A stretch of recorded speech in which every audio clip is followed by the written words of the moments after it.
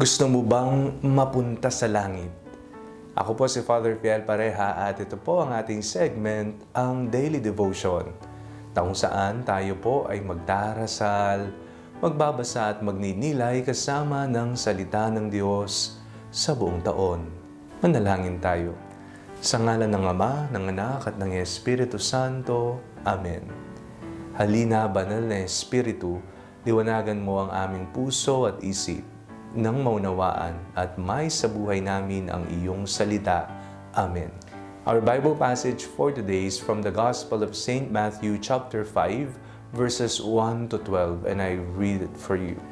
When Jesus saw the crowds, he went up to the mountain, and after he sat down, his disciples came to him. Then he began to speak and taught them, saying, Blessed are the poor in spirit, for theirs is the kingdom of God. Blessed are those who mourn, for they will be comforted. Blessed are the meek, for they will inherit the earth. Blessed are those who hunger and thirst for righteousness, for they will be filled. Blessed are the merciful, for they will receive mercy. Blessed are the pure in heart, for they will see God. Blessed are the peacemakers, for they will be called children of God. Blessed are those who are persecuted for righteousness' sake, for theirs is the kingdom of heaven. Blessed are you when people revile you and persecute you, and utter all kinds of evil against you falsely on my account. Rejoice and be glad, for your reward is great in heaven. For in the same way, they persecuted the prophets who were before you. Ang layunin ng lahat ng ating ginagawa, pagdarasal man yan, pagsimba, paggawa ng mabuti, pagtugon sa kautusan ng Panginoon, ay upang tayo po ay maging banal. Upang tayo ay makapunta sa langit sa piling ng Panginoon sa huling araw ng ating buhay.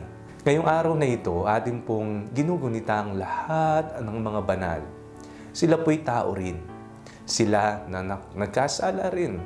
Sila na sinubok ng daigdig. Sila na nagkasala, ngunit hindi naging hadlang ang pagkakasala upang sila'y magbagong buhay at ibigay ang buong sarili sa Panginoon. Tayo po bilang mga ordinaryong tao, alam po natin ang paghihirap. Alam po natin kung gaano kahirap ang sumunod sa kautusan ng Panginoon. Tayo po ay nag-struggle kung paano natin mahalin ang ating kapwa, magpatawad sa mga taong nakagawa sa atin ng masama, o kaya naman po palaging magsimba at magpuri sa Panginoon. Ngunit sa kabila ng lahat, nariyan po ang biyaya ng Panginoon na hindi nagkukulang at patuloy na bumubuhos sa ating lahat. Ang ating pong binasang ebanghelyo sa araw na ito, ngayong araw ng lahat ng mga banal, ay tinatawag po nating Beatitudes. Ito po ang kinakailangan nating maging attitude para tayo ay makapunta sa kalangitan. Kung nagawa po ng mga santo na nauna sa atin, magagawa rin po natin ito sa mga simpleng paraan ng kabutihan at pananampalataya sa araw-araw nating pamumuhay. Manalangin tayo. Panginoong Jesucristo, biyayaan niyo po kami ng isang pusong nagnanais na makapunta sa kalangitan sa kahuli-hulihan ng panahon. Biyayaan niyo po kami ng pagmamahal sa iyong katuruan at kautusan. At magawa rin po nawa namin ang mahalin ng aming kapwa kung papaanong mahal namin ang aming sarili. Amen. Sa ngalan ng Ama, ng Anak at ng Espiritu Santo. Amen.